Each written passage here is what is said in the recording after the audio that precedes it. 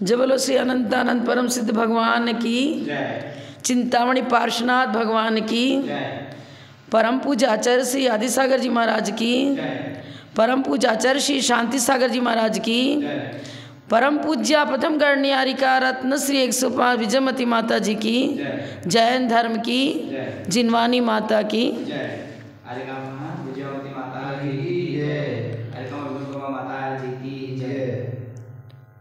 श्री आदि सूर्य कुल दीपिका गणनी प्रथम महान महावीर कीर्ति गुरुदेव की प्रतिमूर्ति समय आप निष्कलंक हर गुण अमल निरतिचार व्रतपाल धर्म ध्वजा गणनी प्रथम नमो तुम्हें हर श्वास, नमो तुम्हें हर श्वास।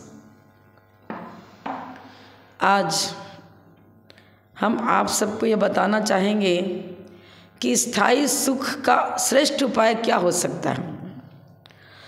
सुख किसे कहते हैं पहले तो ये समझना होगा, क्योंकि आज की दुनिया जिसे सुख समझती है वो सच्चा सुख है नहीं। हम भोगों में सुख मानते हैं, अच्छा भोजन मिल गया, अच्छा वस्त्र मिल गया, आवास स्थान बहुत सुंदर है और हर शारीरिक सुख की सुविधाएं जो हमें प्राप्त हो रही हैं उनकी प्राप्ति को ही हम सुख मान बैठते हैं। लेकिन यह सब क्षणिक है, आज है कल न रहे। अच्छा व्यक्ति है, अचानक अटैक आ गया, मृत्यु को प्राप्त हो गया। क्या जीवन भर जिस शरीर को पाला वो का साथ छूट गया। निरंतर जो छूटता रहता है, मिलता रहता है, फिर छूटता है, उसके प्रति जो लगाव है वो लगाव छूटेगा, तभी आप समझ पाओगे कि सुख कहते किसे हैं। हम भ्रमित हो रहे हैं। जैसे हिरण रेगिस्तान में चमकते बालू के कणों को देखता है और ऐसा लगता है उसको कि जलाशय है, प्यास की वेदना से भागता है उधर ही, लेकिन जल मिलता नहीं, फिर आगे चमकते बालू कण दिखते हैं और आगे दौड़ता है, दौड़ता जाता है, भ्रमित होता है, जलाशय की भावना रखता है कि हाँ जल मिलेगा मिलेगा, लेकिन मिलता नहीं और प्यास की वेदना से मरण को प्राप्त हो जाता है। वो तो पशु था, लेकिन हम मनुष्य होकर के वही कर रहे हैं। क्या क्या आडंबर इकट्ठा करते हैं शारीरिक सुख के लिए, उन आडंबरों में उलझे रहते हैं और अचानक कब उनका साथ सहचार छूट जाता है कुछ पता नहीं आता, मृत्यु कब आ जाए कुछ पता नहीं। तो यदि हम सुख को भाव में बनाए रखना चाहते हैं, स्थायी सुख की प्राप्ति चाहते हैं, तो सबसे पहले सुख कहते किसे है वो समझना है। अनाकुलता, जहाँ पंचेंद्रिय विषयानुराग की समाप्ति हो चुकी है। विषय भोग खतरनाक नहीं, लेकिन विषयानुराग वो हालाहल विष है जो हमें भाव प्राणों का नाश करने में कारण बनता है। भाव प्राण, द्रव प्राण, आत्मद्रव्य का जो जीव द्रव्य है उसमें उस स्वरूप उसका क्या चेतना, उपयोगो जीव लक्षणम। हम भाव प्राण का मतलब चैतन्य शक्ति, वो चैतन्य शक्ति जो हमारे जीव द्रव्य के साथ में है वो त्रैकालिक है, उसका कभी नाश नहीं होता। लेकिन आपको भाव प्राण का नाश तो जब हम पंचेंद्रिय विषयानुराग में फंस जाते हैं तो हमारी आत्मिक विशुद्धि जो मात्र वीतराग परिणति है, जो ज्ञान दर्शन स्वभाव है नैसर्गिक, वो हमारा विकृत हो जाता है। उन विकारों में हम फंसे हुए हैं, आत्मिक गुणों को नहीं समझ पा रहे हैं। वीतरागता ही सच्चा सुख है और सरागता ही दुख का प्रतीक है। इस चीज को हमें जैनाचार्यों से समझना है और समझना ही नहीं, उसको जीवन में साकार करने का प्रयास करना है। कुंद कुंद आचार्य ने लिखा है अपने कुरल काव्य में, तमिल भाषा में है वेंडुम वेंडाम। वो क्या कहते हैं? वेंडुम का अर्थ होता है चाहिए, वेंडाम माने नहीं। चाहिए शब्द को ही अपनी डिक्शनरी से निकाल दो, हटा दो, बस सुखी हो जाओगे। स्थायी सुख की प्राप्ति का उपाय यही है कि विषय भोगों की आकांक्षाएं जो निरंतर बढ़ती चली जा रही हैं उनको माइनस करना है, उनको घटाना है। आचार्य लिखते हैं कि मनुष्य का जीवन जो है वो दो धुरियों पर केंद्रित है, एक वासनात्मक, दूसरा साधनात्मक। वासनात्मक जीवन जिसका चल रहा है वो कभी सुख को प्राप्त कर ही नहीं सकता, भ्रमित होता है, सुख उसे मिलता नहीं है यथार्थ। देखिए, जो इंद्रियों का दास है, दास तो दास ही कहलाएगा। हम इंद्रियों के दास बने हुए हैं। एक राजा था, उसका नाम था सर्वजित।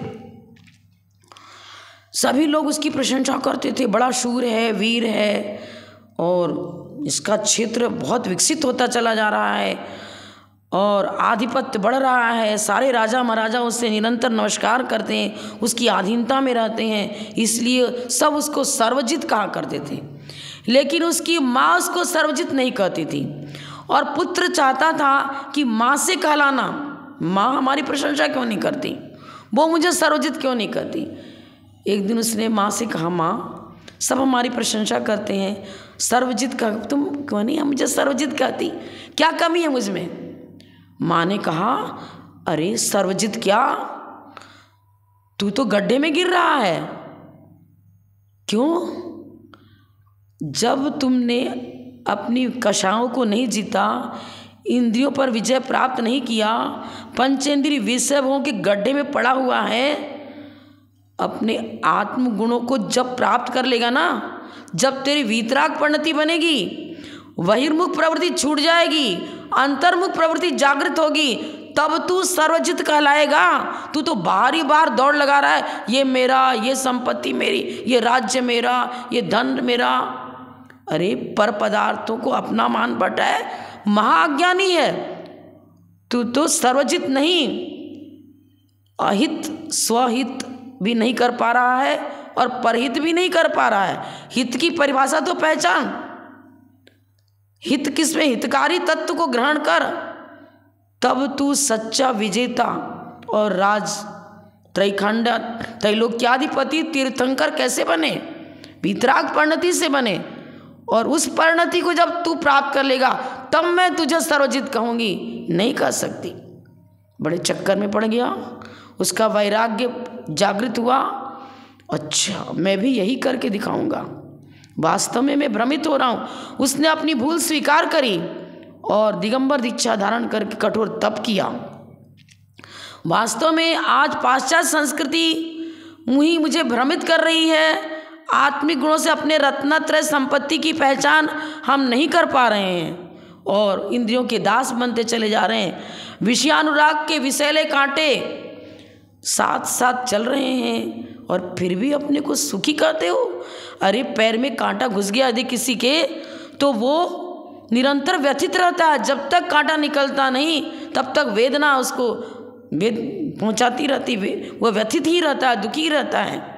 बंधुओं, विषैला कांटा, ये कांटा बबूल का कांटा नहीं, ये विषयानुराग ही विषैला कांटा है। वो जब तक नहीं हटेगा तब तक आकुलता और वासनाएं पनपती रहती हैं और वो वासना ही भव भाव को बिगाड़ती हैं। कभी नरक में ले जाती हैं, कभी तिरंच में ले जाती हैं, कभी कहीं भी, चाहे चारों गतियों में। जब तक पंचेंद्रिय विषयांकांक्षाओं का अंबार हमारे जीवन में रहेगा तब तक वो विषैला कांटा हमें व्यथित ही करता है। हमारे आचार्य बताते हैं कि एक वस्तु की भी यदि कामना है तो टेंशन उसको हाथ समय चित्त विक्षेप बना रहता है। चित्त विक्षेप जब तक पूरी तरह नहीं छूटता तब तक सुखी नहीं रह सकते। कुंद आचार्य ने कुलकुरल काव्य में लिखा है, आकर है सुख रत्न का सागर जैसा त्याग, चिर सुख की यदि कामना करो सदा तो त्याग। गंदी वस्तुओं को त्यागना, जो हमारे चित्त भूमि को विकृत करती हैं, दूषित करती हैं, मतलब क्या कहेंगे, गंदा बनाती हैं, उनको छोड़ो। त्याग विकारों का होता है और दान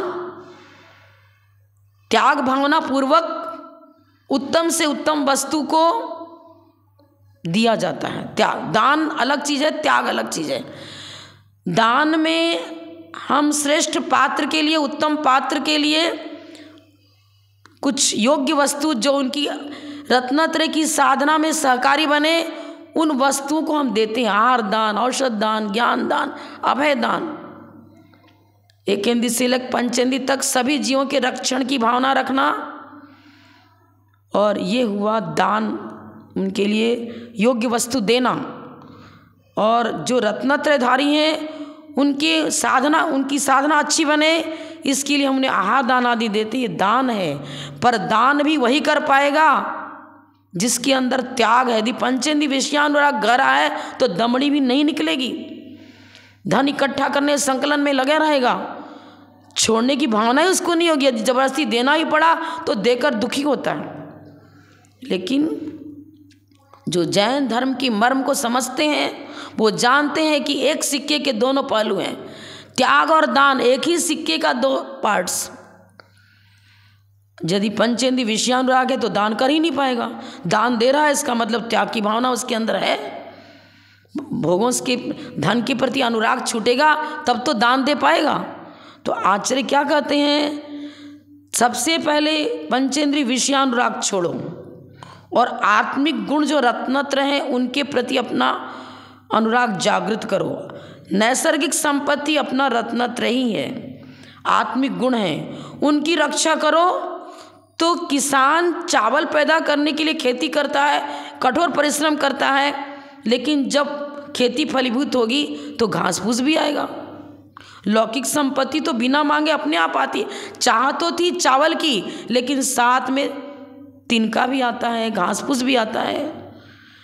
तो ये लौकिक संपत्ति तो घास फूस के समान हे तत्व हैं। वो किसान फिर क्या करता है, छटैया करता है, चावल तो घर ले जाता है और छिलका जो है इधर उधर पटक देता है, छोड़ देता है, हे तत्व जानकर उसे छोड़ देता है। यही तो सच्चे सुख को जानने के लिए हमें प्रयास करना है। सुख क्या है उसकी पहचान करो और उसका उपाय क्या है यही पहचान करो। वासनात्मक जीवन छूटना चाहिए, साधनात्मक जीवन प्रारंभ होना चाहिए। तो त्याग और वैराग्य, इसके स्वरूप को हम अपने जैन धर्म के अनुसार समझने का प्रयास करें। और त्याग वैराग्य जैसे जैसे बढ़ता चला जाएगा, आकुलता भी मिटेगी, मानसिक तनाव हटेगा, शारीरिक दुख भी हटता चला जाएगा, रोग शोक आदि व्याधि भी जीवन में किसके नहीं आती है। जो पुण्यशाली है वह, जिसने साता का ही बंद किया है, असाता का बंद ही नहीं किया, उसके जीवन में दुख दारिद्र आता ही नहीं है। जैसे महापुरुषों का जीवन देख लो, देव और मनुष्य हुए, मनुष्य फिर देव पर आए और फिर निकट में सिद्ध अवस्था को प्राप्त कर लेते हैं। तो सिद्ध अवस्था की प्राप्ति का जो उपाय है, उस सच्चे सुख का संग्रह करो। वो सच्चा सुख कहीं बाहर से लाना नहीं है, अपने अंदर ही वो ज्ञान ज्योति है, वो तत्व ज्ञान है जिसके द्वारा आत्मिक गुण विकसित होते हैं। रत्नत्रय की उत्पत्ति वृद्धि फलोत्पत्ति का प्रयास ही सच्चा सुख है और सच्चे सुख का उपाय भी यही है। तो हम क्या करें? क्या हम खाना छोड़ दें, क्या पीना छोड़ दें, क्या मकान छोड़ दें? क्या नहीं, आवश्यक आवश्यकता की पूर्ति करो पर विलासिता में मत पड़ो। 3 चीजें हैं, आदि, व्याधि और उपाधि। इन तीनों को गहराई से समझना है। मानसिक रोग को आदि कहते हैं, शारीरिक रोग को व्याधि कहते हैं और बुद्धि के विकार को उपाधि कहते हैं। बुद्धि का विकार ही तो वासनात्मक जीवन देता है। वासनाएं, पंचेंद्रिय विषय भोग से हम इतने ज़्यादा जुड़े हुए हैं कि दुकानदारी में क्या करते हैं, अन्यायपूर्वक, अनीति अत्याचार पूर्वक धन संग्रह करते हैं और इतने उलझ जाते हैं, धन इकट्ठा करना करते रहते हैं। उस धन संग्रह के पीछे अपने शरीर को भी गला देते हैं, मृत्यु से भी नहीं डरते, कहीं भी चले जाते हैं धनार्जन के लिए और अचानक मृत्यु के पात्र भी बन जाते हैं उसी के चक्कर में पड़ करके। तो द्रव प्राण और भाव प्राण दोनों की रक्षा धर्म से होती है। धार्मिक जीवन जीवें। धर्म का मतलब मात्र पूजा पाठ अभिषेक कर रहे, ये तो साधन है, साधन ही साध्य नहीं है। नदी के पास पहुंच गए, जल स्नान से शरीर का मल हटता था, लेकिन डुबकी लगाई ही नहीं, किनारे खड़े रहे, देखते रहे। तो क्या जल को देखते रहने से स्नान हो जाएगा? क्या नहीं हो सकता, डुबकी लगानी पड़ेगी। इसी प्रकार से हमारे अंदर जो कचरा भरा पड़ा हुआ है, क्रोध, मान, माया, लोभ, राग, द्वेष, उसको हटाने के लिए अपने आत्मा नदी संयम पुण्य तीर्था सत्योदका शील तटादयोर्मि तत्राभिषेकम कुरु पांडुपुत्रम नवारिणा शुद्धति चांतरात्मा। आत्म कक्ष को शुद्ध करने के लिए किस नदी में स्नान करना पड़ेगा? आत्मा नदी, आत्मा को महानद। संयम पुण्य तीर्था, संयम सेल्फ कंट्रोल, पांचों इंद्रियों पर निग्रह करो। पांचों इंद्रियों पर निग्रह का मतलब यह है कि अनर्गल प्रवृत्ति मत करो। जिनसे पाप का बंध होता है उधर हमारी इंद्रियां प्रवृत्त नहीं होनी चाहिए। जिनसे रत्नत्रय की उत्पत्ति, वृद्धि, फलोत्पत्ति होती है, उधर ही पांचों इंद्रियों को लगाना है। स्वाध्याय करो, देव दर्शन करो, पूजन करो, अभिषेक करो, जिससे आत्मिक गुणों को प्राप्त करने का अवसर प्राप्त हो सके। संयम पुण्य तीर्था सत्योदका, सत्य रूपी जिसमें जल भरे पड़े हुए हैं। न्याय नीति पूर्वक जीना सीखो, जियो और जीने दो, स्वयं भी जियो और अन्य को भी जीने दो, अर्थात उनके साथ दुर्व्यवहार मत करो, अन्याय और अनीति पूर्वक धन अर्जन मत करो, दूसरे की भी रक्षा करो। पर की रक्षा का प्रयास होगा तो स्व की रक्षा स्वयं ही हो जाएगी। जो दयालु है, कृपालु है, अहिंसा परमो धर्म का अपनाता है, उसके जीवन में तो दुख दारिद्र आता ही नहीं। वो साता वेदनी का बंद करता है, ना शारीरिक दुख आते हैं ना मानसिक, और धन संपत्ति भी उसके घर में भरती चली जाती है बिना प्रयास के। तो धर्म के बिना सुख मिलता नहीं। धर्म क्या है? आत्मिक गुणों की रक्षा, और यही स्थायी सुख की प्राप्ति का उपाय है। कुरल काव्य में कुंद कुंदाचार्य लिखते हैं, मन्ये ज्ञानी प्रतिज्ञाया यत् किंचित परिमुंचति तदुत्पन्न महादुखात निजात्मा तेन रक्षितम। आत्मिक गुणों की रक्षा के लिए क्या करना पड़ेगा? प्रतिदिन कुछ ना कुछ नियम लेते रहो। भोजन करो पर लोलुपता पूर्वक मत करो। जिस चीज़ के प्रति ज़्यादा राग है ना, उसी को छोड़ दो। कभी निरस भोजन कर लेना, कभी 2 रस लेकर करना, कभी 1 रस लेकर के, कभी अन्न की गिनती कर लो, इतना ही अन्न लेना है, इतनी वस्तु, मतलब आहार संज्ञा को जीतने के लिए आचार्य बोले आहार छोड़ने की बात हम नहीं कर रहे। वो तो उसके प्रति जो अनुराग है वो उत्तरोत्तर बढ़ रहा है, और उसके बढ़ने से कसाएं जागृत होती हैं और विडंबनाएं पैदा होती हैं, घर में कलह पैदा होता है, सुख शांति भंग होती है, आकुलता बढ़ती चली जाती है। तो हम यदि आवश्यकताओं की पूर्ति करेंगे और जिधर इंद्रियां दौड़ाना चाहती उधर हम नहीं दौड़ेंगे। हम अपने आत्मिक गुणों के विकास हेतु नेत्रेंद्रिय का प्रयोग करेंगे, समितियों का पालन करेंगे, गुप्तियों का पालन करेंगे। पांचों इंद्रियों को धार्मिक आयोजनों में लगा दो, बस यही तो स्थायी सुख की प्राप्ति का उपाय है। और ऐसा करने से क्या होगा? भवांतर भी सुखी होगा, समाधि की प्राप्ति होती है। आदि, व्याधि और उपाधि तीनों से छूटने के लिए जो निरंतर प्रयत्नशील रहता है वही सुमरण पूर्वक पंडित मरण करता हुआ समाधि मरण करता है और निकट भाव में आरहंत अवस्था को प्राप्त कर लेता है। तो आचार्य क्या बताते हैं? पंचेंद्रिय विषय भोगों की जो कामनाएं बढ़ रही हैं उनको छोड़ो, यही तो विपत्तियों को जन्म देती हैं। विपतो वीत पुण्यानाम तिष्ठन्ते भी पृष्ठता। विपत्तियां किस पर आती हैं? पुण्यहीन व्यक्ति पर। तो प्रयास करता है, लेकिन एक विपत्ति गई दूसरी आँख खड़ी होती, दूसरी गई तीसरी आँख खड़ी हो जाती। क्यों विपत्तियां आई? आपने पिछले भाव में कुछ असाता का ज़्यादा बंद कर रखा है। जब बबूल का बीज बोया है तो बबूल का ही वृक्ष निकलेगा और उसमें कांटे ही आएंगे। वर्तमान को सुधारो, भूत भी सुधर जाएगा और भविष्य भी सुधर जाएगा। वर्तमान में 7 से पुण्यार्जन होगा तो पूर्वकृत पाप का क्षय भी होगा, और आगे जो हमें संकट आने वाला है वो संकट भी इस वीतराग परिणति के द्वारा, संयम के द्वारा, त्याग व्रत नियम को लेने से वो भी, उसकी भी स्थिति खंडन और अनुभाग खंडन होगा और हम दुख से बच जाएंगे। देखिए राजा श्रेणिक ने सांप्रदायिक भावनाओं के द्वारा मेरा धर्म तेरा धर्म, चेलना का धर्म मेरा धर्म नहीं, मेरा धर्म तो बौद्ध धर्म है, ये सब करता रहा। क्या हुआ? पूरी कहानी तो मैं सुनाऊंगी, आगम से समझ लेना, श्रेणिक चरित्र पढ़ना। उसने मुनि महाराज के गले में मरा हुआ सर्प डाल दिया द्वेषवश। क्या हुआ? 7वें नरक की आयु बांध ली।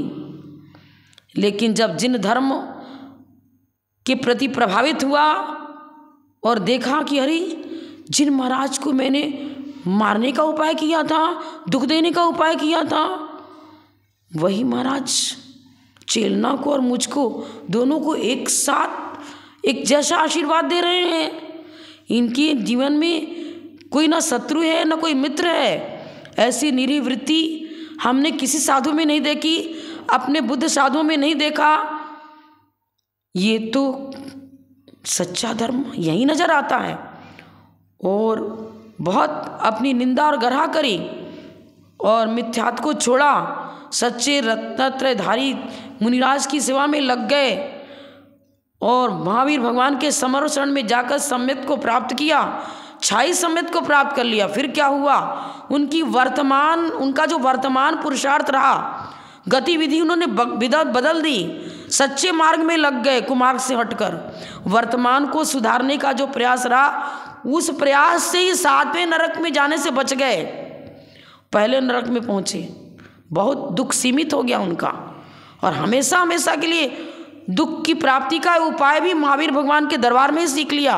वो छाई सम्यक तो भले ही वो नरक अभी चले गए, क्योंकि पूर्व का टैक्स तो चुकाना ही पड़ेगा, गए कुछ ना कुछ माइनस होके गए, लेकिन दुख तो जैसा बांधा है कुछ ना कुछ भोगना पड़ेगा। और वहाँ से निकलकर ये आगे तीर्थंकर होंगे, अरहंत अवस्था को प्राप्त करते, सिद्ध अवस्था को प्राप्त करेंगे। तो ये चीज़ें जो थ्योरी है, इस थ्योरी को हम सीखें। जैन आगम से ही हमको सच्चा धर्म का क्या है वो भी सीखने को मिलेगा, सच्चा सुख क्या है वो भी सीखने को मिलेगा।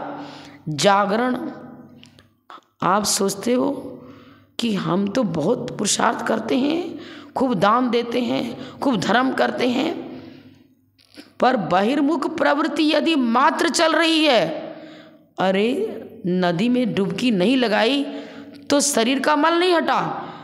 हम भगवान की पूजा इसलिए करते हैं कि हमें उनके बताए हुए मार्ग पर चलना है, स्व की पहचान सीखने के लिए, आत्मिक गुणों का विकास करने के लिए हम भगवान के पास जाते हैं। यदि त्याग और वैराग्य नहीं बढ़ रहा है तो जीवन भर पूजा करते रहो, अभिषेक करते रहो, ठीक है स्वर्ग मिल जाएगा, लेकिन स्थायी सुख कभी भी जीवन में प्रकट नहीं हो पाएगा। वीतराग परिणति को बनाने के लिए हम वीतरागी की पूजा करते हैं। देव साथ गुरु के सानिध्य इसलिए प्राप्त करना है कि हम अपने दुख दारिद्र को हमेशा हमेशा के लिए मिटाने का उपाय सीख सकें। तो कुंद आचार्य क्या बताते हैं? अरे वो साधना मनुष्य भाव प्राप्त करके वो साधना करनी है जिससे जीवन में संयम आवे। आत्मा नदी संयम पुण्य तीर्था सत्योदका, सत्य की पहचान करो। सत्य है मतलब समीचीन धर्म है, समीचीन धर्म है तो यथार्थ सुख भी है। जल में स्नान करने से वो शारीरिक मल दूर हुआ, और आत्मिक गुणों में अवगाहन करो, डुबकी लगाओ, यही तो सत्य है। उस सत्य रूपी जल से सत्य धर्म, जैन धर्म ही, जिन धर्म ही सच्चा धर्म है, और उसी को सत्य कहा और उसकी पहचान हो गई और उसको स्वीकार कर लिया, तो आत्मिक हमारे आत्मा में जो मन लगे हुए हैं, कषाय राग द्वेष आदि जो कचरा है वो हट जाएगा, और उसके हटते ही सुख है, फिर दुख कभी आता ही नहीं है। हमें वो सुख प्राप्त करना है जिससे कि दुख कभी जीवन में आता ही नहीं है। रोग शोक आदि व्याधि बुद्धि के विकार को उपाधि कहते हैं। बुद्धि का विकार क्या है? आज की जनता ये सोचती है मेरी सोच ही सही सोच है। कोई कहता 13 पंथ सही, कोई कहता 20 पंथ सही, कोई बोलता अरे विष्णु जी को पूज लो, महादेव जी को पूज लो, पार्वती को पूज लो, इनको पूज लो। अरे महादेव वही हैं जिन्होंने विकारों को जीता, भगवान वही हैं जो सम्यक ज्ञान, भग शब्द का अर्थ होता है ज्ञान, समीचीन ज्ञान, जो वीतरागता को जन्म देता है वही ज्ञान समीचीन ज्ञान होगा। ब्रह्मा कहो, विष्णु कहो, महेश कहो, जो भी कहो, वो सब परिभाषाएं किसमें गर्भित हैं? जौहरी बनो, हीरे को तुम कांच को हीरा कह दो, हीरा को कांच कह दो, समझते रहो, ये भूल है हमारी। लेकिन कांच हीरा नहीं बन जाएगा, हीरा हीरा ही रहेगा, हीरा कांच नहीं, कांच हीरा नहीं। एक व्यक्ति दार्शनिक था, वो वन प्रांत में पहुंच गया, वहाँ एक सुंदर सरोवर मिला, सरोवर में बहुत अच्छे अच्छे कमल खिल रहे थे। वो सोचता है ये तो निर्जन वन है, फिर भी ये कमल प्रसन्न है, इसकी प्रसन्नता, इसके सुख का कारण तो कुछ नज़र आता नहीं।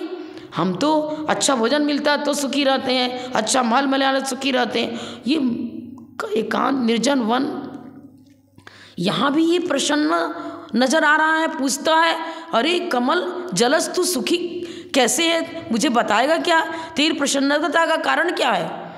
वहाँ से आवाज़ होती है अरे तू तो पंचेंद्रिय है, ज्ञानी है और विद्वान है, क्या मेरे सुख के कारण को तुम नहीं समझ सके? मैं इसलिए सुखी हूँ, मैं कीचड़ में उत्पन्न होता हूँ लेकिन कीचड़ से मित्रता नहीं रखता, कीचड़ के उत्पन्न होकर के भी कीचड़ से पृथक रहता हूँ। अरे कीचड़ के बिना कमल आता नहीं, लेकिन कमल कमल है, कमल कीचड़ नहीं, कीचड़ कमल नहीं। मैं इनसे पृथक हूँ, जिसमें उत्पन्न होता हूँ। इस शरीर में आत्मा रहती है, जन्म भी शरीर सहित होता है, लेकिन इस शरीर को तुम जिस दिन कीचड़ समझ लोगे, इसे हे तत्व समझ लोगे और अपनी पहचान कर लोगे। जिनेंद्र भगवान जिनेंद्र देव जब विहार करते हैं तो वो कमल की रचना देव क्यों करते हैं? गुलाब भी तो पुष्प है, चमेली भी तो पुष्प है, बहुत सारे सुगंधित पुष्प अन्य भी हैं, उनकी रचना क्यों नहीं होती चरण कमल के नीचे? नहीं, वो कमल ही तत्व ज्ञान देता है, भेद विज्ञान को जन्म देता है। वो कहता है संसार में रहकर भी संसार से लिप्त मत हो, इससे भिन्न अपनी प्रवृत्ति बनाए रखो, अपनी पहचान, अपने को मत भूलो। अपने को न भूलते हुए यदि हम पंचेंद्रिय विषय भोग का सेवन कर रहे हैं तो उससे पाप का बंध नहीं होगा। बस यही शिक्षा वो कमल देता है और अपनी प्रसन्नता का द्योतन करा रहा है। वो व्यक्ति बड़ा आश्चर्य में पड़ गया, अरे मैं मनुष्य होकर के भी रहस्य को नहीं समझ पाया, और ये वास्तव में इसकी प्रसन्नता का कारण यही है कि कीचड़ में डुबकी नहीं लगाता। हम तो सब धातु से बने इस शरीर की रक्षा में अनवरत लगे रहते हैं और कीचड़ से राग करते हैं, इसीलिए तो दुखी हैं। तो दुख से छुटकारा पाने का उपाय यही है कि इस शरीर का से रक्षण तो करो, पर इसे कभी भूल करके भी अपना मत समझना, इसके स्वरूप को हे तत्व में डालना। उपादेय तो तेरा आत्मिक गुण है, रत्नत्रय से अनुराग करना, शरीर से अनुराग मत करना। ये पड़ोसी की तरह इसको स्थान तो देना, लेकिन इससे गहरी मित्रता मत करना। बस स्थायी सुख की प्राप्ति का यही उपाय है, और इससे श्रेष्ठ समाधि को प्राप्त होते हुए वीतराग परिणति के द्वारा श्रेष्ठ समाधि सिद्ध कर सकेंगे, और वही समाधि स्थायी सुख की प्राप्ति का कारण बनेगा। जब लो परम पूज्य अपतम गणनीय हरिकारत श्री 105 विजयमती माता जी की जय।